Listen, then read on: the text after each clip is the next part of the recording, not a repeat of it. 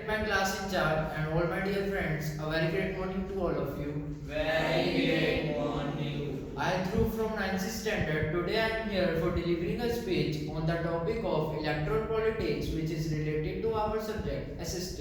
So let's start. So first point is, what are the 5 challenges that are faced in a democratic election? So here is the 5 challenges. First point is booth capturing. Often candidates adopt the way of booth capturing because they had a fear to lose in an election. Second point is money and muscle power. Often candidates distribute their money to win an election, but if no one gave them votes, so they use the muscle power. Third point is misuse of media. Often candidates misuse the media to propagate their image. Fourth point is misuse of religious places. Often candidates misuse the religious places because election commission announced that no person misuse the religious places. Fifth point is misuse of government vehicles. Often candidates misuse the government vehicles, but an election commission announced that no one misuse the government vehicles such as aircrafts, etc. Now about the why do we need an election in a democratic country? We need an election in a democratic country because it is most necessary for us, because it is not easy for us to sit together and find out the solution of every problem. So we choose our representatives and they sit together in a parliament and find out the solution of the problem. So we need an election in a democratic country. Now about the distinguish between democratic elections and non-democratic elections. Firstly, democratic elections. Free and fair elections are held regularly just like India. Second point is election are held regularly. Third point is one person, one vote, one value. Fourth point is universal adult franchise. Universal adult franchise means a person who is 18 or 18 above have right to vote. Fifth point is it is an accountable form of a government. Now about non-democratic elections.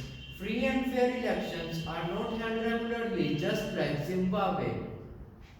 Second point is elections are held regularly but not in a non-democratic elections. Third point is one person, one vote, one value are not present in non-democratic countries. Fourth point is elections are not held regularly in a non-democratic country. Fifth point is it is not an accountable form of government. Now about what is model code of conduct.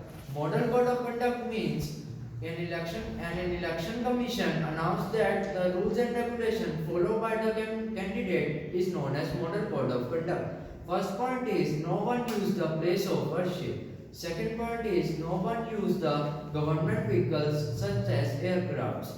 Third point is no one lay any foundation of any project. Like election commission announced that no one lay any foundation of any project for the ruling party or the candidates.